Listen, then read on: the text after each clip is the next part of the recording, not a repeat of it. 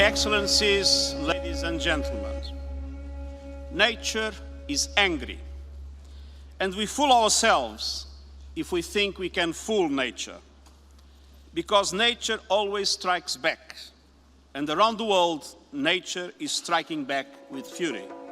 The situation in Australia, already in a state of emergency, is getting more dire tonight. A remarkable and alarming scene playing out in Venice. In recent months, climate emergencies have been declared. Frustration is also boiling hot over a government seen as unambitious on global warming. Look around. Seas are rising and oceans are acidifying. Glaciers are melting and corals are bleaching. Droughts are spreading and wildfires are burning. Deserts are expanding and access to water is dwindling. Heat waves are scorching and natural disasters are multiplying. Storms everywhere are more intense, more frequent, more deadly. I've seen it with my own eyes, from Dominica to the Sahel to the South Pacific. Our warming Earth is issuing a chilling cry. Stop. If we don't urgently change our ways of life, we jeopardize life itself. Since I was a child, I know that this was a problem that was going to affect me in the future. And as a child of the first world country, you live quite well. You have money, you have family, fortunately. But I know that there was a danger, even though I was just 8 years old, I know that there was a danger coming, which was the climate emergency. As we're growing up, we've had to think about a lot more hard things. There are a lot of people already now, like even myself at 16, thinking about whether or not it's even ethical to have children at this time. Did you have to worry of these things when you were my age? All this is happening before our eyes, and yet we act as if we have all the time we want and all the solutions. How dare you? You have stolen my dreams and my childhood with your empty words, and yet I'm one of the lucky ones. People are suffering, people are dying, entire ecosystems are collapsing. We are in the beginning of a mass extinction, and all you can talk about is money and fairy tales of eternal economic growth. How dare you?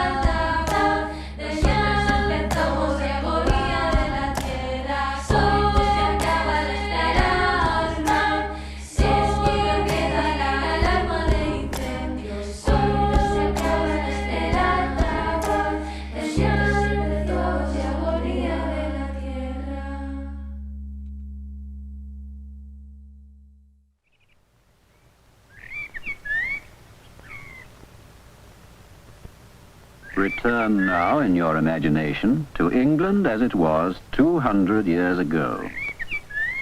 The mainstream story of progress divides history into a big before and after, and it considers like a big break from the past happening in the last 300 years with the Industrial Revolution, capitalism, and the growth of production and consumption, the cornucopia of new goods, of consumer goods, new technologies.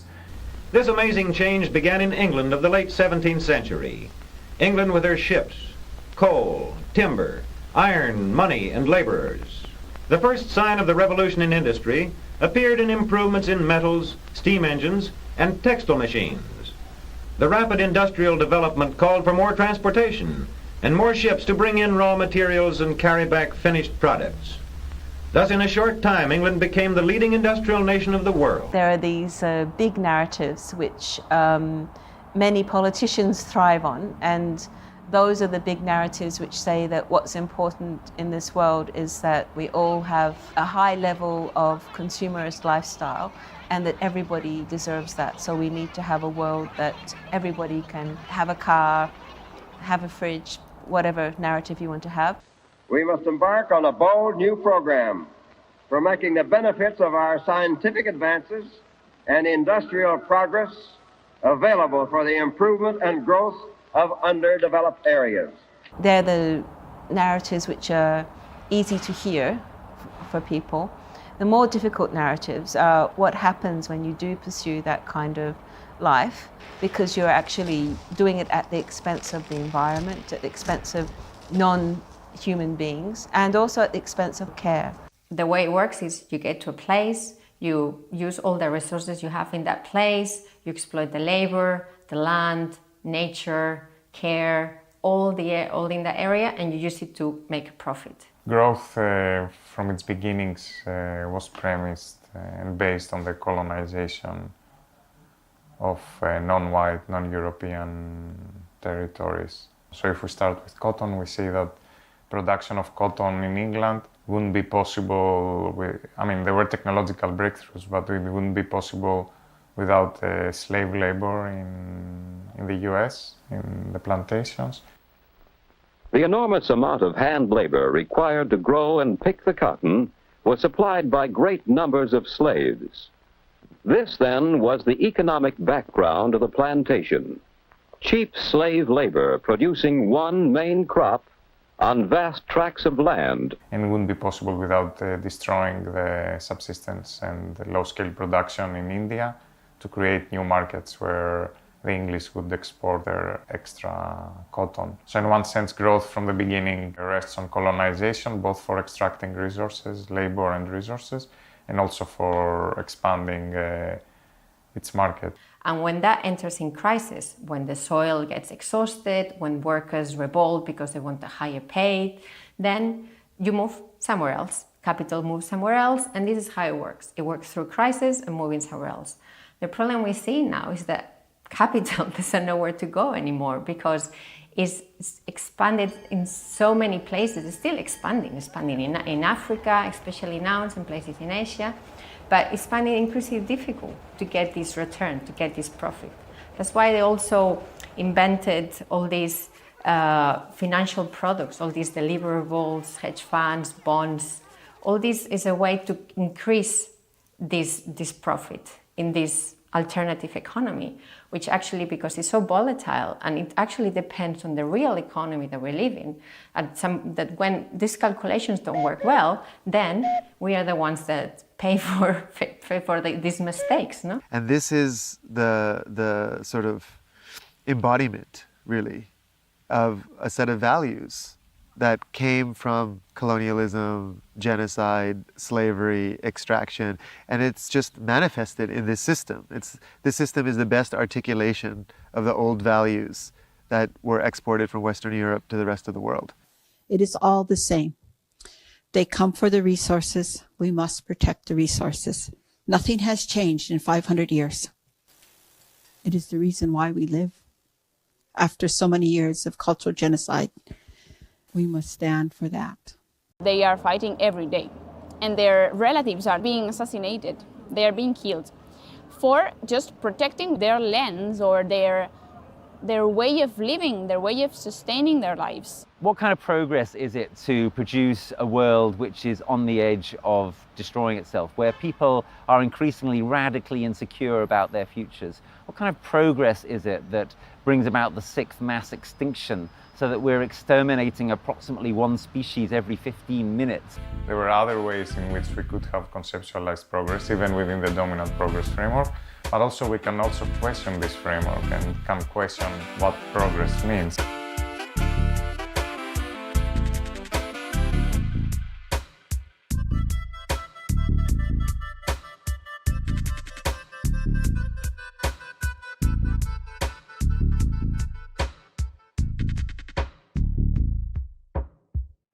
If we look at the history of international environmental policy, since the 70s, there was a debate that was triggered by the Limits to Growth report. The program was originally devised by a scientist working from the Massachusetts Institute of Technology, Jay Forrester. It was developed under the auspices of the Club of Rome by an MIT research team to present a complex model of the world and what we humans are doing to it. The most important lesson is that we're near the end of our development of society, which has been going on for about 2,000 years. That we've reached levels of prosperity which carry the seeds of disruption and necessitate a complete relook at the whole world's social, political and other situations. So the debate at the time was really radical, even at the mainstream level. And for instance, there was a questioning of the pathways of production and consumption in wealthy countries. It was very clear that the focus should be the wealthy countries, that we should produce and consume less, and that states needed to take action. What is being suggested is that the only way to ensure the future for our grandchildren is to stop getting richer.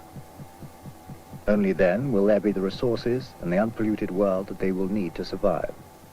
The classic assumption that economic growth was what society had to do is being proven wrong. It is obvious that our instabilities are caused by this endless attempt to increase output, call it just output. Now our attempts have got to be directed to looking after people who haven't got anything and to reorganizing our own society. So the mainstream really got afraid of this, and the proposal for sustainable development in the 80s is the reaction to that. From the mainstream they were wondering, how do we water down that radical critique that is coming from the environmentalists to the mainstream growth and development model. 20 years ago, some spoke of the limits to growth. And today we realize that growth is the engine of change and the friend of the environment. So suddenly, the response to the environmental crisis, if in the 70s it was very clear that it should be produce and consume less in rich countries, in the 80s it becomes, oh no, in poor countries they have to consume more because you need to be rich in order to be green.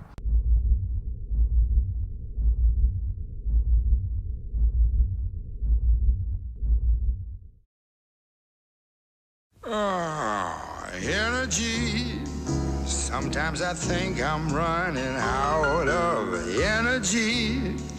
Seems like we use an awful lot for heat. When we discuss about climate change, we are basically discussing about energy. Then one day, men discovered that coal would do it better. Minus dark, and it looked like it might just last forever.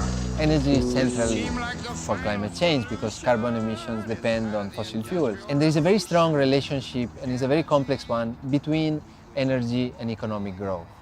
So, of course, the impressive economic growth that we have experienced since the Industrial Revolution in industrialized countries was thanks to the fact that we had fossil fuels available, which was basically photosynthesis for millions of years bottled, concentrated into certain reserves of coal, gas, and oil. So now in 100 years, we are like burning, like in a party, the wine that we had been, or nature had been producing during millions of years.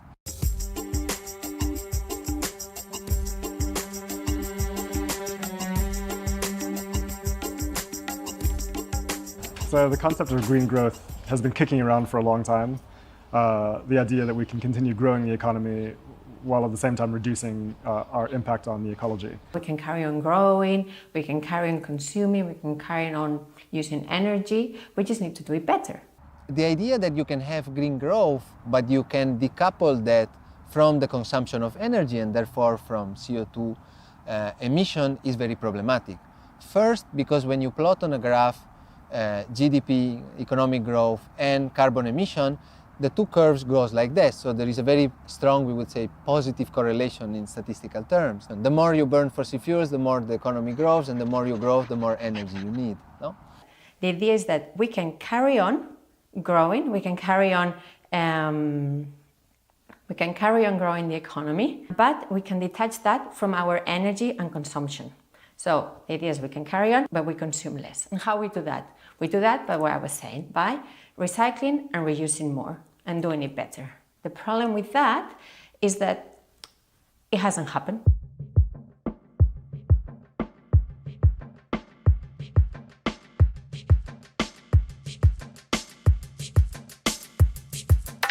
One argument that is made is that you can burn fossil fuels more efficiently, so you can do more with less energy. This is partially true, and it is true in relative terms. It means that, of course, for a unit of GDP, gross domestic product, we are using less energy now than we used to do 50 years ago. It's obvious. The problem with that is that it's been proved over the years that we use this energy that we save, or the money that we save, and we actually invest it in more consumption. For example, we have the light bulbs. We invented these more efficient light bulbs, the LEDs now, and we think that's great, we're gonna consume a lot less energy with them. But what happens? That because they consume less energy, people leave them on all night. So at the end, you consume a lot more energy. The same with TV screens. They're a lot more efficient now, but then we produce bigger TV screens. And the same with everything that we improve in efficiency. So, first argument that efficiency can be improved is problematic because we don't see any absolute effects that we are reducing the consumption of fossil fuels. The other argument is that we can have renewable energy substituting fossil fuels. But the trick is simply that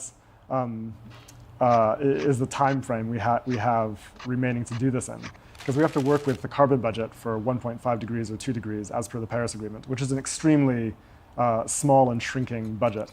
And so the question is, can we manage to reduce our emissions to zero without blowing the carbon budget for 1.5 or 2 degrees, while at the same time growing the economy? Now, the tricky bit about this is that as we grow the economy, it requires more energy, right? So effectively, the energy system that we have to transition over to renewables grows at the same time that we're trying to make that transition. What we see right now empirically in the last decades is that the renewable energies, the energy that is generated is just adding up to the fossil fuels that is consumed.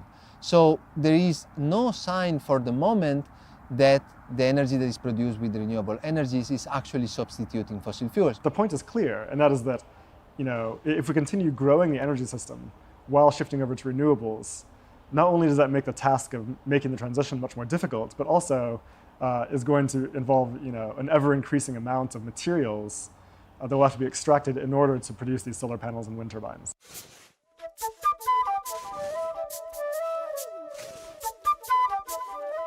Thinking that we can transition from fossil fuels to renewable energy without reducing the energy demand, I think right now is really a fallacy. It's like dreamland, is something that cannot be done. So if we want to avoid climate catastrophe, the IPCC scientists realized that we needed to absolutely lower our energy and material consumption. But that was very risky. That was a proposal that politicians, that lobbyists, that companies weren't going to accept. So they needed to come up with other solutions. And the one that they rely primarily on is one called BECCS, bioenergy with carbon capture and storage. And BECCS, basically, it's quite amazing. BECCS will imply big plantations of trees, who knows where, obviously not here in the global north, plantations of trees, then you cut those trees, you turn them into little pieces, you transport them. Burn it for energy in power stations, capture the CO2 that gets emitted from those power stations, solidify it and store it deep under the ground. And in doing so, we basically have an energy system that not only does not emit CO2, but actually pulls CO2 out of the air because the biofuels draw CO2 down as they grow. The thing is, anyway, this hasn't been tested. The technology hasn't been tested. We don't know even if it's going to work. And yet, it was such an alluring idea to policymakers that they began including it in all of these IPCC models. It was the only way they could find to reconcile the steep downward emissions trajectories that we need with a continuation of economic growth as we know it, right? So it became kind of the savior technology for the possibility of green growth. To limit warming to 1.5 degrees C, we would need to start taking carbon dioxide out of the atmosphere during the 21st century. The methods for doing this include planting trees, bioenergy combined with carbon capture and storage, changed land management, as well as some novel approaches that are very early stages of development. However, carbon dioxide removal on a large scale could have implications for food security, for ecosystems, and for biodiversity. There's a whole range of issues there. Clearly, in the IPCC forecasts or predictions or prognoses, whatever they call them, for the 1.5 degree report, there's a lot of BECCS, lots of bioenergy and carbon sequestration in those scenarios, and they don't play out unless you got that. There's huge uncertainties about whether that is A, feasible, and B, desirable for a number of other reasons. Policymakers should not assume that they can relax and wait for some mythical technology that's going to suck carbon dioxide out of the air to be technologically feasible and affordable. That may never happen. It's an incredible gamble, because if we rely on that hope, and if it doesn't materialize, then we're locked into a high temperature pathway from which we cannot escape. This is the time to wake up. This is the moment in history we need to be wide awake. And yet, wherever I go, I seem to be surrounded by fairy tales. Business leaders, elected officials all across the political spectrum, spending their time making up and telling bedtime stories.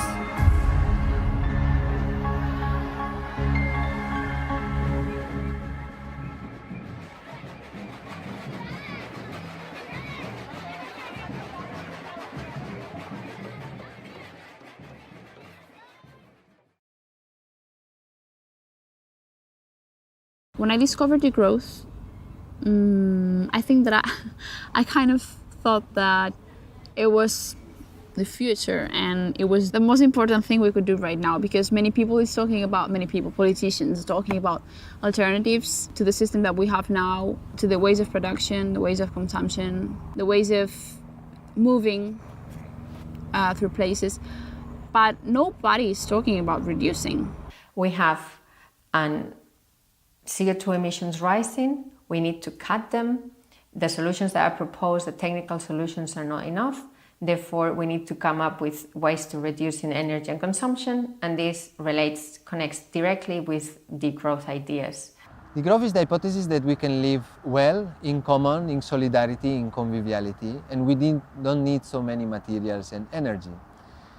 In other ways, degrowth is two things. On one end, it is a critique of the hegemony of growth, of the idea that our society are centered around growth and we need growth to survive.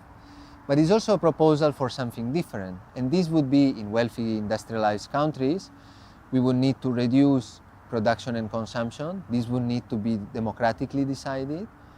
And we would not do this for the sake of doing it, for the sake of reduction or anything. We would do this keeping in mind that the horizon, the objectives, are well-being, ecological sustainability, and social equity. And so the whole field of degrowth scholarship is organized around thinking about what that looks like. And at this point, there's robust proposals for what a degrowth economy could look like that, in fact, that we argue could deliver even higher levels of human well-being than people presently enjoy. In terms of what really matters, to people, in terms of healthcare and education and, time with their families and relationships and leisure and so on. Overall, consumer spending grew at a pace of 2.9% last quarter, the best showing since 2007. But with 70% of all economic activity dependent on the consumer, the holiday shopping season is seen as key for growth in the months ahead. I just bought the things I wanted. I just consumed what I wanted. But I never thought if I was happy living like this. You buy something in the shop, it's calculated, buying something in the shop, it gives you 15 minutes happiness. 15 minutes. And at the end, what gives you happiness is not those, buying things. We have higher level of income, we have another car, we have a third house, we have a kind of better yacht, we have a kind of, and most importantly, income increase, we have a kind of higher profile job, and within a couple of months we get used to that. So our initial increase in happiness is actually lost and drops back to normal. So one of the reasons is that we adapt to all the material improvements in our lives. But the other reason is that what matters for our well-being is not so much the absolute level of income that we gain, but the relative level of income that we get, in the sense of how much we have in comparisons with the others.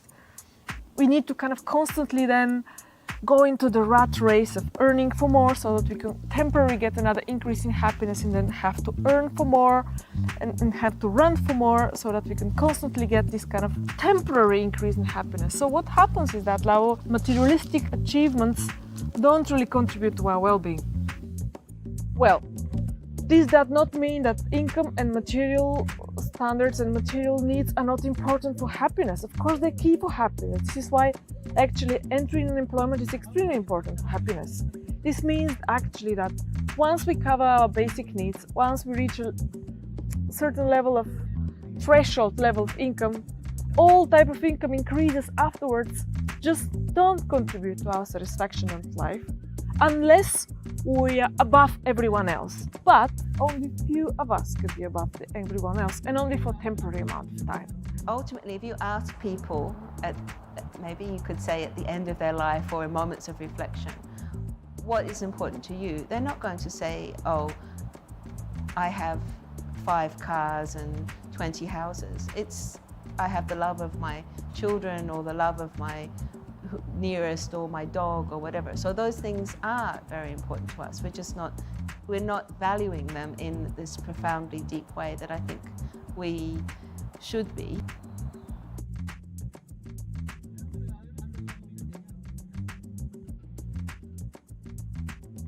I guess there's a few core policies that would have to be at the heart of any degrowth agenda. And I think the very first and most obvious one is to shift away from GDP as a measure of economic progress. It was never intended to be a measure of progress. It's relatively new in its use as a measure of progress, and it's fundamentally destructive because it basically allows us to count significantly bad things as good things.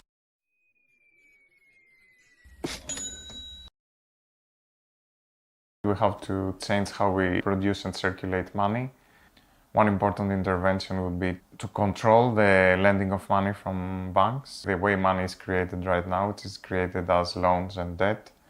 And there are interesting proposals under the banner of positive money or about public money by Mary Mellor on how the state can take control of the supply of money directed in socially and environmentally useful projects. And not introduce money into society as debt, which then creates an imperative of growth in order to repay this debt. Money, especially US-based fiat currency, is the only thing that grows in perpetuity. It makes no sense for that to be the case, because then your requirement, if you have a debt-based growth economy, is for your growth rate to exceed your interest rate in order for that money to be valuable, in order for that debt to be paid back. And then you're in this perpetual cycle we're in. 3% growth a year, as we're told is the requirement, means doubling of the global economy every 20 years. Come on, you ain't out, sell 900. Anyone do that? I want to sell 600. 250 for sale.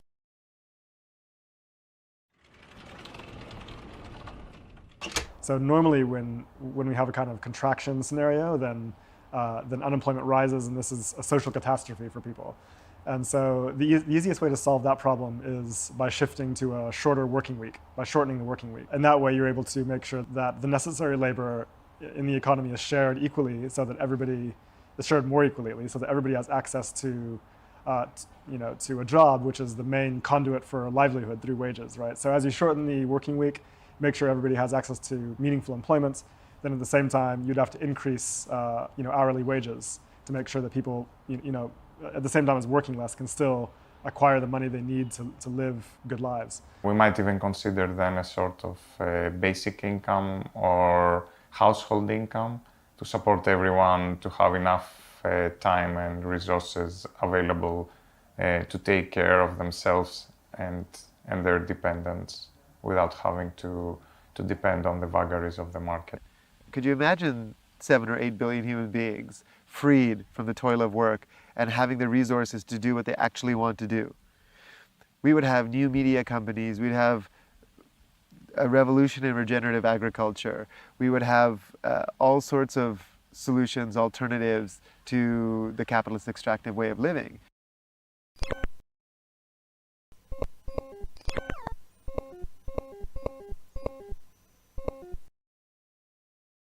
And then another one I really like about degrowth is limiting publicity, limiting and actually regulating all the obsolescence, program obsolescence of products. This is something it wouldn't be that difficult to do. You could do that simply by having mandatory long-term lifespans for products with extended warranties, a kind of right to repair, so that instead of having to buy new products, you can get them easily repaired. It's quite feasible to have washing machines and refrigerators that last not 5 or 10 years, but 20 or 30 years. And to have iPhones that are modular and repairable so that the same body lasts for 20 or 30 years and can be updated regularly without any additional material purchase.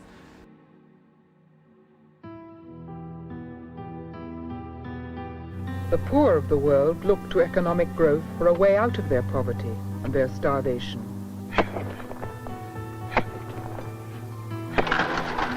And for us, in the West, it gives us the increasing standard of living we've grown to expect.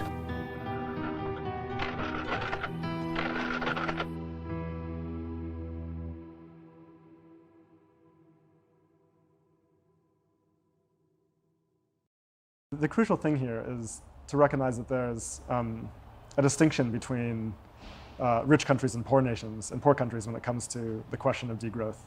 So most advocates of degrowth don't call for degrowth in the global south or in poorer nations, recognizing that in some nations, an increase in aggregate GDP even might be necessary in order to generate the resources required for investing in healthcare and education and so on.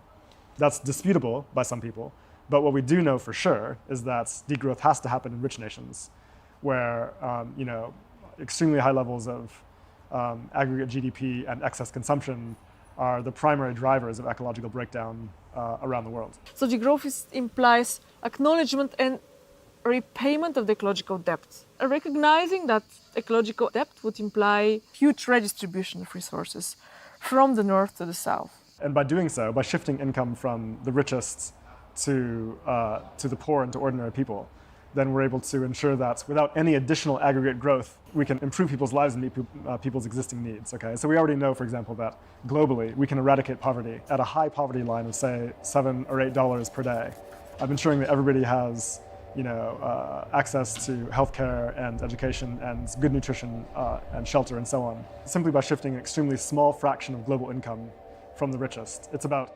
7% of the income of the top 10%. Of the richest 10% would be needed to end global poverty in a single stroke forever, right? This kind of redistribution approach is quite different from the dominant existing development approach, which is grow the world economy and hope that some trickles down to the poor, which of course is an ecologically insane approach to ending human misery. The mantra of degrowth is that equality can be an antidote to the growth imperative. If our goal is to achieve certain social objectives of human well-being, we can do that right now without any growth at all.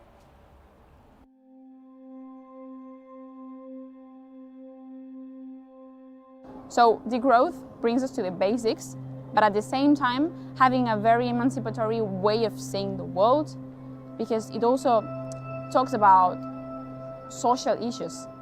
It also talks about care, taking care of the land, of the earth, taking care of the people that surround you. So it's like going to the basics so as to stop and say, let's rethink the way in which humanity is progressing, if we are progressing.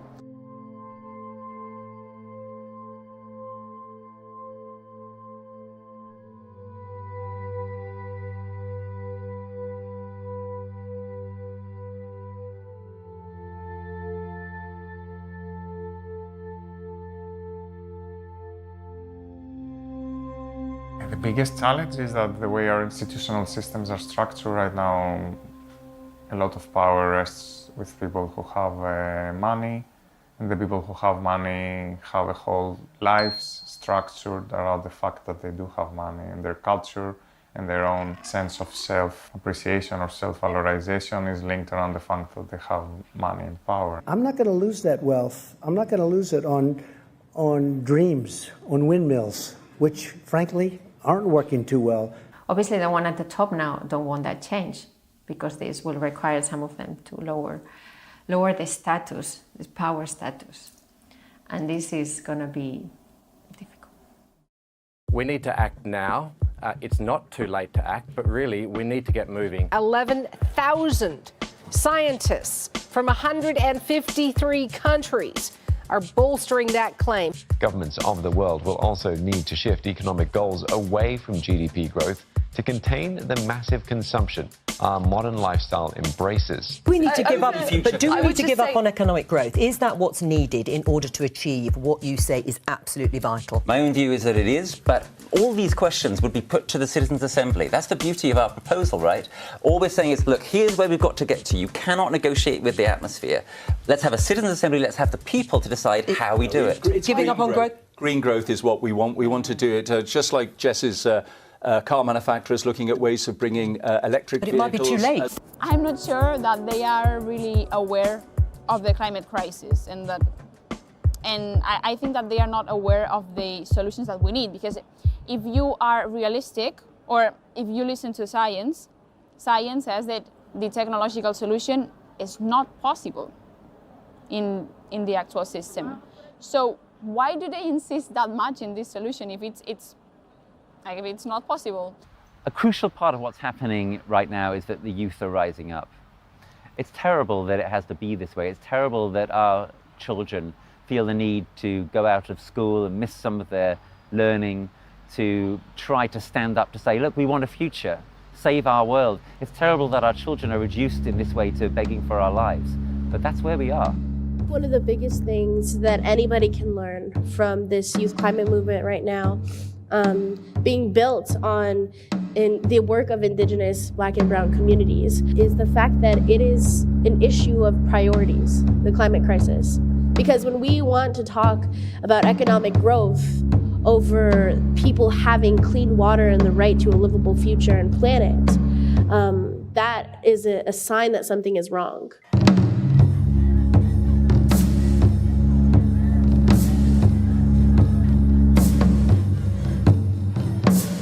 Have this media apparatus and sort of the filter bubbles of the internet and all the algorithms of social media, etc., that make us feel like these are disparate uprisings that are based on individuals who wanted to stand up for their local community. And of course, it's much bigger than that. What's happening with Extinction Rebellion and Fridays for the Future and Occupy and the African Awakenings and the Zapatista movement and Rojava and Kurdistan is these are the white blood cells of humanity responding to an immune system crisis. And they're all connected by the same desires for a post-capitalist world, a post-patriarchal world, a post-colonialist world. And yet we're told that these are separate one-off initiatives. It's a process. Walk your talk. If you want to change systems, you have to start by changing self. Yeah, any change will involve both cultural change and political change. So you cannot have one without having the other. So you cannot have different politics without having people who are willing to support these politics and struggle for these politics to come true, and also willing to accept the changes that these politics bring. The central issue is that it's a different value than growth, and that actually if you thought about care as a value, as something that you actually could understand as why you're involved or engaged or relating to others, then that would really shift our understanding of how economies operate. Because capitalism has been exploiting nature, and it has been exploiting women as much as it has been exploiting workers. So we need to realize this, and we need to put this priority at the center of the picture, which is gender equality and which is climate justice. It's a mindset switch that we all have to make if we want to be able to create actual change. Because we can talk about lowering carbon emissions all we want, But if we're not prioritizing people, if we're not prioritizing their problems and their lifestyles, we're not creating sustainable solutions. The Prime Minister of Iceland, Katrin Jakobsdottir, has teamed up with Scotland's Nicola Sturgeon and New Zealand's Jacinda Ardern to promote what they've dubbed the well-being agenda. It's meant to put social measurements like health and happiness ahead of traditional GDP figures. We're fundamentally changing the way that we do policy making to make sure that we deliver on well-being, not just economic success. We tend to think about growth in its natural surroundings as something very positive. But we need to think about how is it achieved and what does it cost. It is more important than ever that we ask and find the answers to those questions and promote a vision of society that has well-being, not just wealth, at its very heart.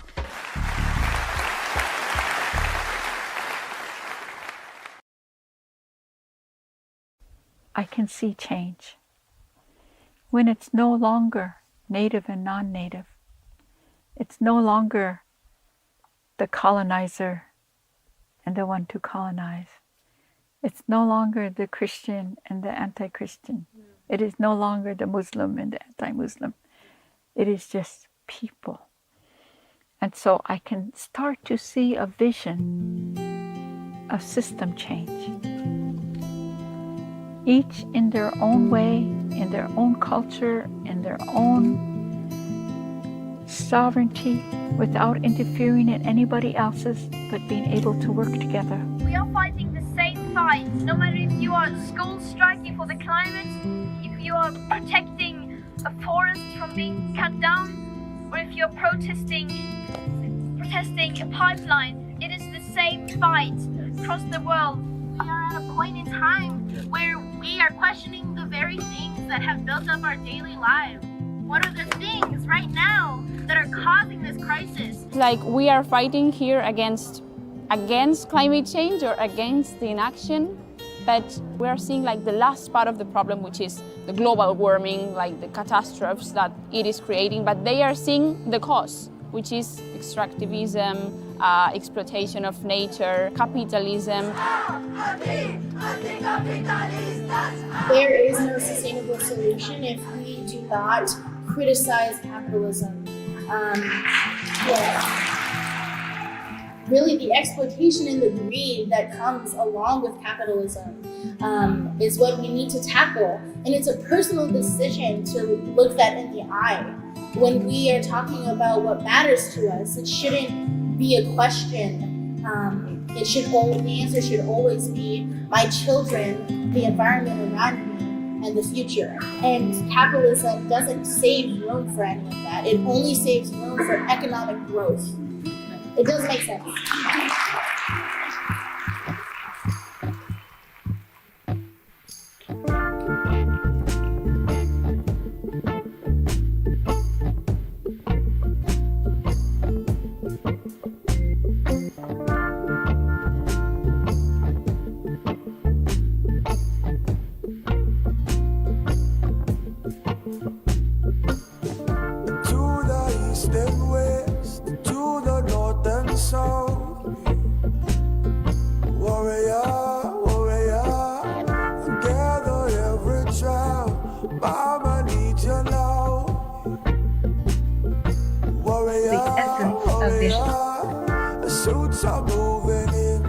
To get that dollar, treat is being broken, no respect or honor. Listen close, my friend, this is happening. What is a sustainable world that you would like to live in?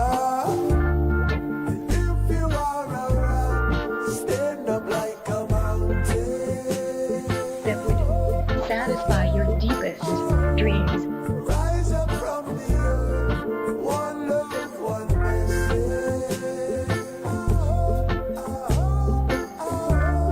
I know that we are strong in spirit, and if you are the righteous, hear it. If you are alright, stand up like a mountain. Burn the sage and cedar, spirit is is the leader.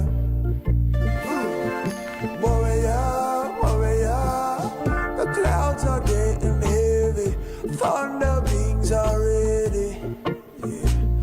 Warrior, warrior, where the oil spills we cannot drink the water. 7 generations are the sons and daughters.